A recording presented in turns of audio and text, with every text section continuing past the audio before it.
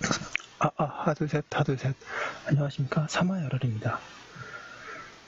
송덕수 교수님 제10판 신민법 강의 1018페이지 4번 손해배상액의 예정을 보겠습니다. 사마열혈 TV 질자 추천을 부탁드리고 유튜브 구독을 권합니다. 양가를 보는 손해배상액 예정에 의해 손해배상액의 예정은 채무불이행의 경우에 채무자가 지급해야 할 손해배상액을 당사자가 미리의 계약으로 정해두는 것이다.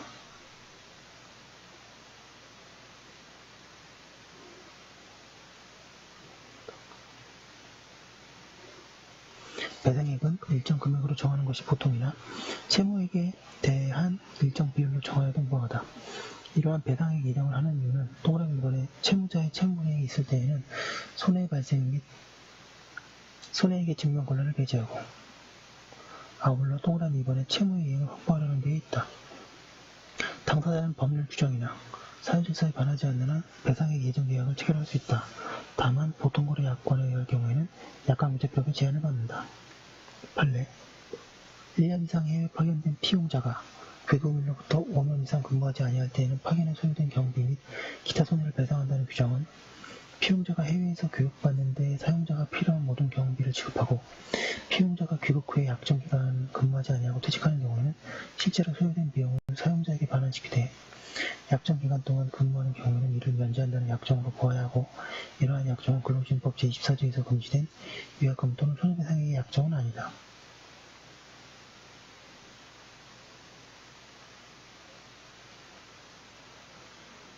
배상액 예정 계약은 채무불이행이 발생하기 전에 계약 체결할 것을 의미한다. 채무불이행이 발생한 후에 체결된 것은 일종의 화해인 손해배상에 관한 합의에 해당한다. 배상액 예정 계약의 법적 성질은 채무불이행을 정지조건으로 하는 정지조건부 계약이고 본래 채권계약에 존재한 계약이다. 배상액 예정에 관한 규정은 금전이 아닌 것으로 손해배상액에 충당하기로 예정한 경우에도 준용된다. 계약 당시 당사자 사이에 손해배상액을 예정하는 내용의 약정이 있는 경우에는 그것은 계약사항의 채무불이행으로 인한 손해액에 관한 것이고 이를 그 계약에 관련된 불법 행위상의 손해까지 예정한 것이라고는 볼 수 없다. 1019페이지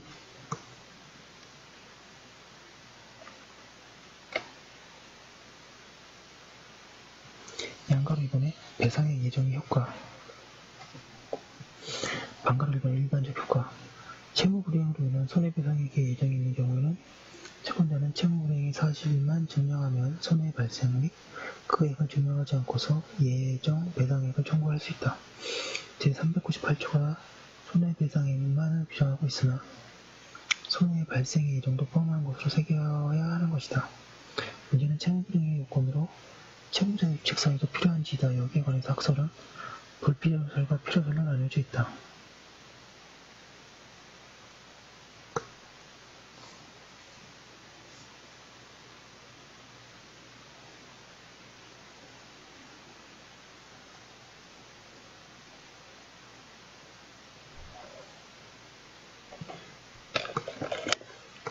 여기에 관해서 학설은 불필요설과 필요설로 나눠져 있다. 불필요설은 본래 배상액의 예정이 모든 증빙 문제를 피할 목적으로 체결된 것이라는 이유를 들고 필요설은 민법의 채무불이행에 관하여 과실책임 비위를 취함으로 그것을 배제하는 특약이 없는 유책사유가 필요하다고 한다. 사견으로 배상액의 예정은 채무불이행을 전제로 하는 것으로 해석된다. 따라서 채무불이행의 모든 요건, 그리하여 채무자의 유책사유도 위법성도 요구된다고 할 것이다. 물론 여기서도 채권자가 채무자의 유책사유에 증명할 필요는 없고 채무자가 책임을 면하려면 그에게 유책사유가 없음을 증명해야 한다.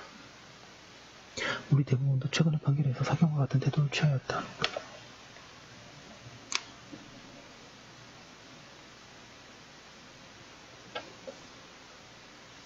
즉, 채무자는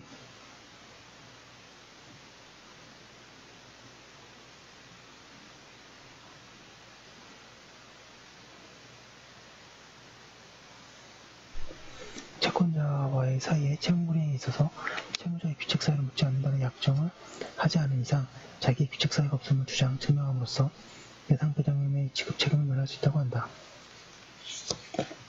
그러면 대법원은 채무자의 규책 사유를 묻지 않는다는 약정의 존재 여부는 근본적으로 당사자 사이의 의사 해석의 문제인데 당사자의 통상의 의사는 채무자의 규책 사유로 인해 채무불이행에 대해서만 손해배상액을 예정한 것으로 봄이 상당하므로 채무자의 규책 사유를 묻지 않기로 하는 약정의 존재는 엄격하게 제한하여 인정할 것이라고 한다. 그 밖에 손해의 발생도 요건인가? 여기에 관해서 학설은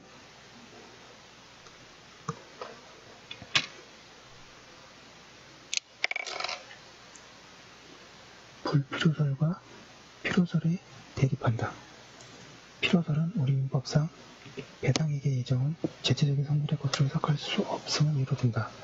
다만 필요설은 이 제도의 취지상 채권자가 손해가 없음을 증명하여 책임을 면할 수 있다고 한다. 판례는 불필요설과 같다.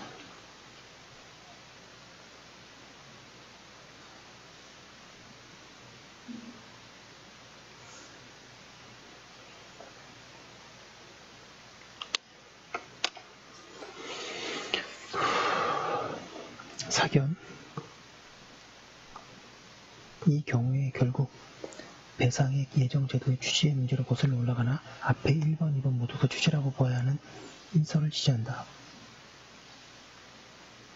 따라서 채권자는 그가 채무자의 채무불이행의 사실만 증명하면 자신에게 손해가 발생하였는지 손해액이 얼마인지를 묻지 않고 예정 배상액을 청구할 수 있다. 이에 대하여 채무자는 다른 특약이 없는 한 손해가 전혀 없다는 사실 또는 실제 손해액의 예정액보다 적다는 사실을 증명하더라도 책임을 면하거나 감액될 수 없다. 그러면 채권자는 실제 손해액의 예정액보다 크다는 것을 증명하여 초과액을 청구할 수 있는가? 여기에 관하여 일부 견해는 특별손해는 예정액에 포함되어 있지 않다고 1020페이지 하면서 예견 가능성이 있으면 특별손해의 배상을 따로 청구할 수 있다고 한다. 그러나 이와 같이 새길 근거는 없다. 배상액 예정의 취지를 볼 때 다른 특약이 없는 한 예정 배상액의 모든 손해가 포함된 것으로 해석하여야 한다. 판례도 같은 취지이다. 따라서 채권자가 실제 손해액의 예정액보다 크다는 것을 증명하여도 초과액을 청구할 수 없다. 다만 초과액을 증명하여 청구할 수 있다는 특약이 있을 때는 예외로 한다. 그리고 그런 특약은 묵시적으로 행해질 수도 있다.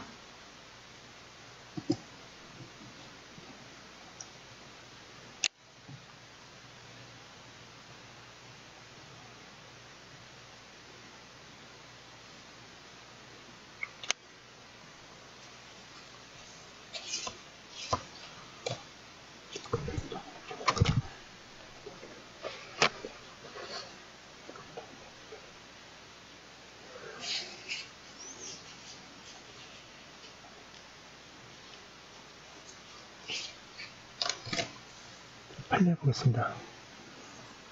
판례 공사도급 계약서 또는 그 계약 내용에 편입된 약관에 수급인이 하자담보 책임 기간 중 도급인으로부터 하자 보수 요구를 받고 이에 불응한 경우에 하자 보수 보증금을 도급인에게 귀속한다는 조항이 있을 때에 하자 보수 보증금은 특별한 사정이 없는 한 손해배상액의 예정을 볼 것이고 다만 하자 보수 보증금의 특성상 실손해가 하자 보수 보증금을 초과하는 경우에는 그 초과액의 손해배상액을 구할 수 있다는 것이 영식성이 없다고 하더라도 도급인은 수급인의 하자 보수 의무 불이행을 이유로 하자 보수 보증금의 물치 외에 그 실손해액을 입증하여 수급인으로부터 그 초과액에 상당한 손해배상을 받을 수도 있는 특수한 손해배상액의 예정으로 봄이 상당하다.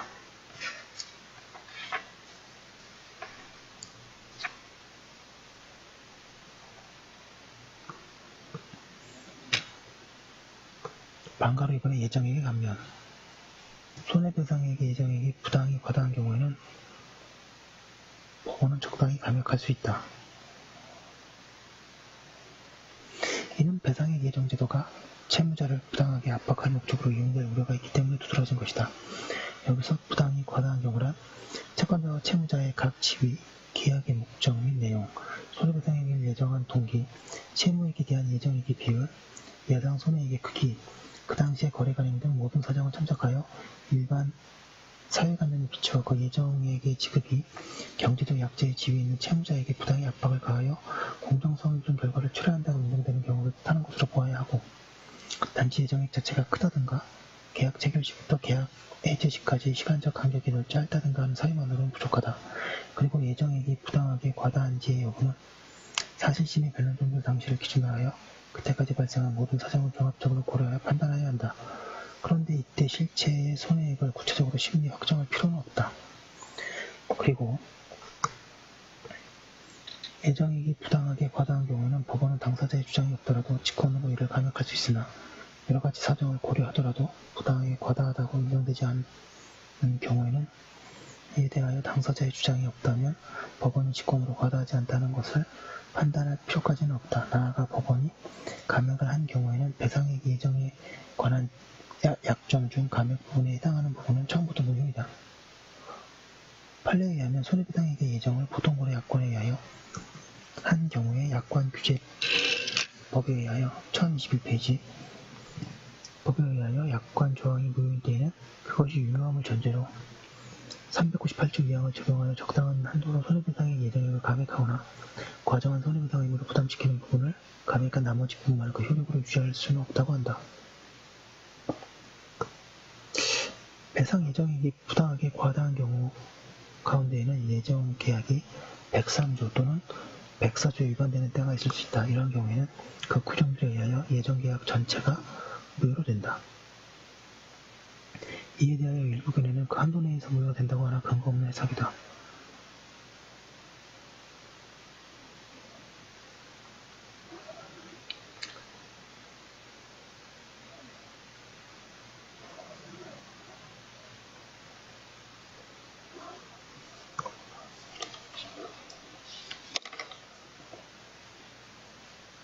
예정액이 부당하게 과소한 경우에 징역을 할 수 있는가? 이에 대하여 분석하는 견해가 있다. 그러나 징역이나 감액은 모두 자유계약에 대한 중대한 제한이기 때문에 명문규정이 있는 경우는 아닙니다. 따라서 징역은 이를 인정하는 명문규정이 없기 때문에 인정되지 않는다고 하여야 한다. 배상액이 예정된 경우에 과실상계를 허용할 것인가에 대하여 학설은 일치하여 근저하고 있으나 판례는 부정한다. 대법원은 그 이후로 예정액을 감액할 때 재반 사정이 고려되기 때문이라는 점을 들기도 한다.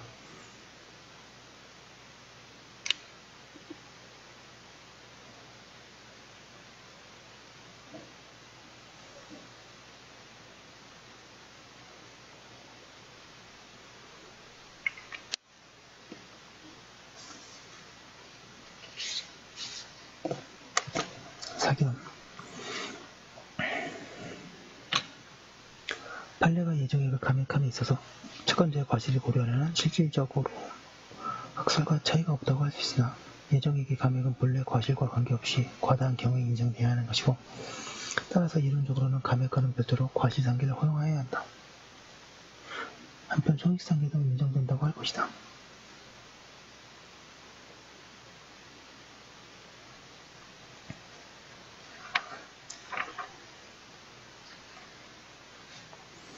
판례 보겠습니다. 지체상금을 계약 총액에서 지체상금률을 곱하여 산출하기로 정한 경우 민법 제398조 제2항에 의하면 손해배상액의 예정액이 부당히 과다한 경우에는 법원은 적당히 감액할 수 있다고 규정되어 있고 여기 손해배상액의 예정액이란 문헌상 그 예정한 손해배상액의 총액을 의미한다고 해석되므로 손해배상의 예정에 해당하는 지체상금의 과다 여부는 지체상금 총액을 기준으로 하여 판단해야 하고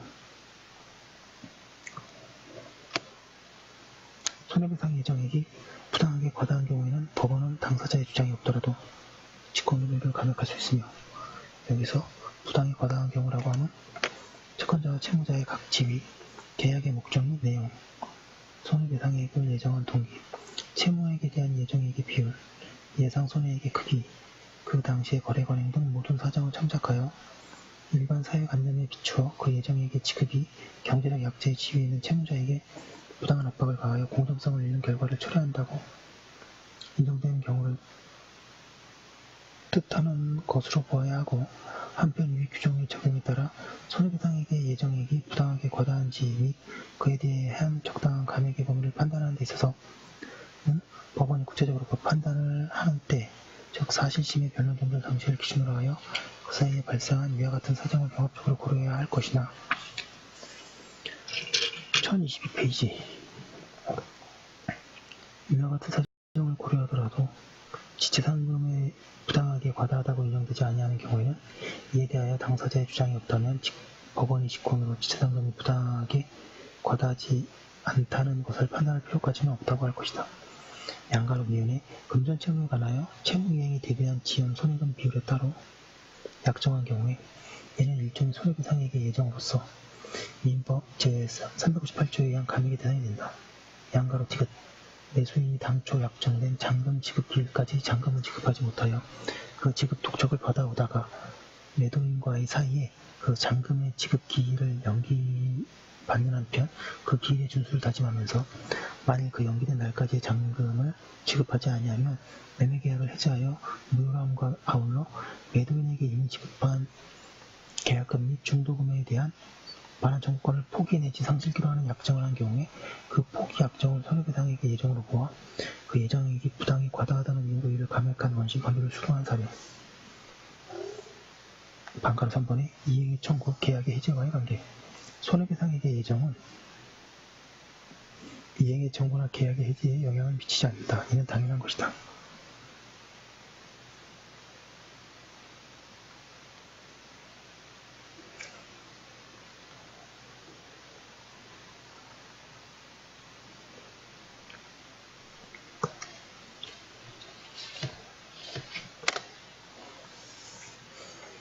다만 배상액의 예정에는 여러 성질이 있으므로 각각의 경우에 예정액이 표준이 되는지 면밀히 살펴보아야 한다. 예컨대 지연배상의 예정액은 이행불능에 있어서의 표준이 되지 않을 것이다. 양가로 3번의 위약금. 위약금은 채무불이행의 경우에 채무자가 채권자에게 지급할 것을 약속한 금전이다. 위약금에는 위약벌의 성질을 가지는 것과 손해배상액의 예정의 성질을 가지는 것의 두 가지가 있는데 민법은 후자를 추정한다.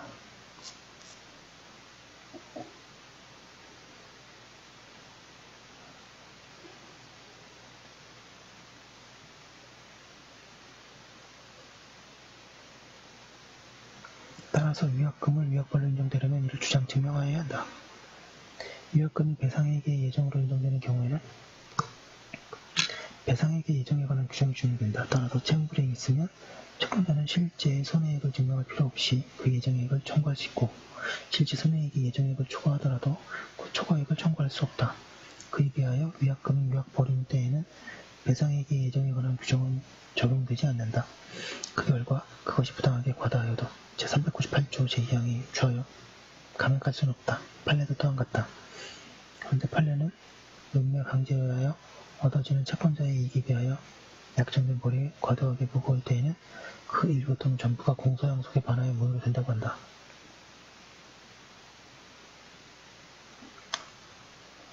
다만 판례는 당사자가 약정한 위약벌의 액수가 과다하다는 이유로 법원이 계약의 구체적 내용을 개입하여 그 약정의 전부 또는 일부를 무효로 하는 것은 사적 자치의 원칙에 대한 중대한 개혁이 될 수 있고 스스로가 그 한 약정을 이행하지 1023페이지 않겠다며 계약의 구속력으로부터 이탈하고자 하는 당사자를 보호하는 결과가 될 수 있으므로 가급적 자제하여야 하며 이러한 견지에서 위약벌 약정이 공소양속에 반하는지를 판단함에 있어서는 신중을 기하고 단순히 위약벌 액수가 많다는 이유만으로 섣불리 무효라고 판단할 일은 아니라고 한다.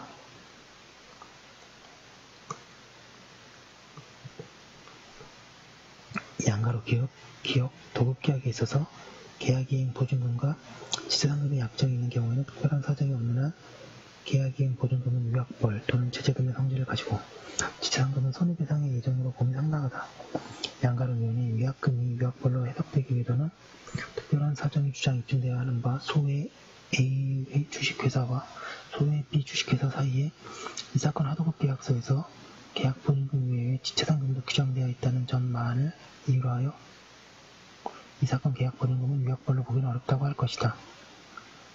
양가로 디귿 계약의 일반 당사자인 피고인의 귀책 사유로 인하여 계약이 해지되는 경우에는 위약금 약정을 두지 않고 그 상대방인 원고의 귀책 사유로 인하여 계약이 해지된 경우에 대해서만 위약금 약정을 두었다고 하더라도 그 위약금 약정이 무효로 되는지 여부는 변론을 하고 원고에 대한 위약금 규정이 있다고 하여 공평의 원칙상 그 상대방인 피고의 규책 사유로 계약이 해지되는 경우에는 원고의 규책 사유로 인한 해지의 경우와 마찬가지로 피고에게 위약금 지급 의무가 인정되는 것은 아니므로 이 사건 실시 협약서에서 원고의 채무불이행으로 인한 위약금에 관한 규정을 두었다고 하여 당연히 이를 피고의 채무불이행으로 인한 경우에도 같은 내용의 위약 약정이 인정되어야 한다고 해석될 수는 없다. 양가로서건의 계약금. 계약금은 계약을 체결할 때 당사자 일방이 상대방에게 교부하는 금전 또는 윗감물이다. 민법은 이 계약금에 관하여 당사자 사이에 다른 약정이 없는 한 해약금, 즉 해제권을 보류하기 위하여 수사한 것으로 추정하고 있다. 그런데 문제는 계약금을 수사하면서 당사자가 채무불이행이 있으면 계약금을 교부하는 자는 이를 몰수당하고 계약금을 교부하는 자는 그 배액을 상환하기로 약정하는 때에 어떻게 대응하는지다.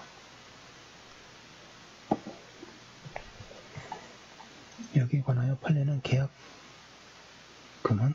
위약금에 특약이 있으면 손해배상액의 예정을 성질을 가지는 것으로 볼 수 있으나 특약이 없으면 배상액의 예정으로 인정될 수 없다고 한다. 그리고 그 결과 위약금에 특약이 없는 때에는 당사자 일방의 유책 사유로 계약이 해지되더라도 계약금이 위약금으로서의 상대방에게 당연히 부족되지 않고 또 그것이 부당히 과다하다고 하여 감액될 수도 없다고 한다.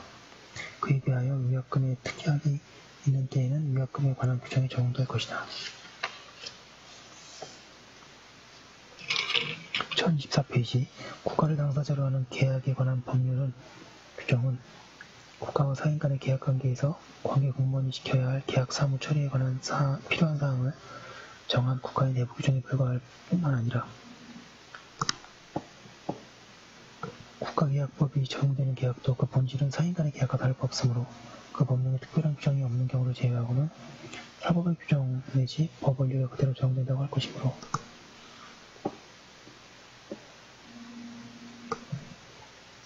매매계약에 의하여 지급된 계약금에 관하여 위약금 약정이 있어서 그 계약금이 국가계약법 제12조가 적용한 계약보증금의 성질을 갖는다고 하더라도 당연히 위약불의 성질을 갖는 것은 아니라고 할 것이다.